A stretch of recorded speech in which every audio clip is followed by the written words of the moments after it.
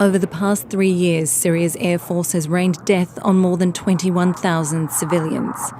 Their bodies ripped apart by exploding barrel bombs, missiles dropped on homes, businesses, bus stops, even hospitals. These war crimes have been well documented. Not so the part played by the shadowy world of offshore finance. Behind the scenes, companies using offshore tax havens were accused of supplying fuel to the Syrian Air Force. In 2014, multiple governments, including the UK and US, issued bans on doing business with these companies.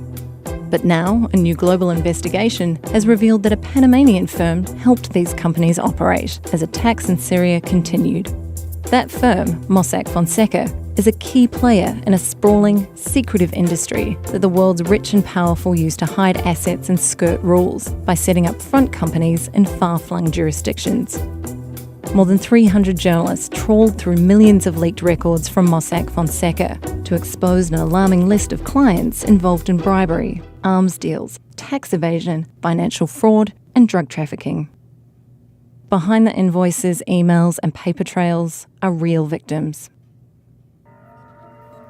In Russia, businessmen kidnapped orphan girls as young as 13, raped them, then sold them to others for sex.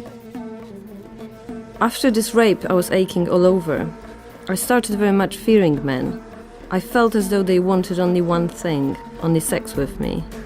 When I was taken into a foster home, I felt as though my foster father would rape me if I'm left alone with him. One of the alleged ringleaders was a client of Mossack Fonseca's.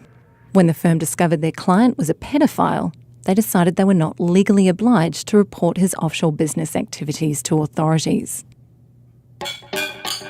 In Uganda, a company that wanted to sell a prospective oil field paid Mossack Fonseca to help it avoid $400 million in taxes. It was simple paperwork. The company's address was changed from one tax haven to another. In a country where 1 in 3 people live on less than $1.25 a day, $400 million represents more than the government's annual health budget.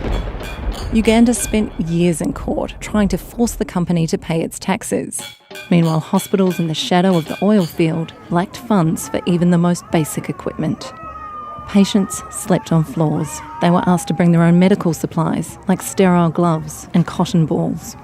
It was a surprise to me because I expected all this equipment to be at the health center. When all these things are not there, nurses say we cannot work on you. At times, we are forced to leave and return home unattended to. Some women have lost their lives and babies. Uganda ranks among the worst 10 countries in the world for high maternal, newborn and child mortality rates due to a lack of access to good healthcare. The offshore industry has recently come under fire for enabling dubious activities like these. But firms like Mossack Fonseca have helped clients continue to operate behind a veil of secrecy.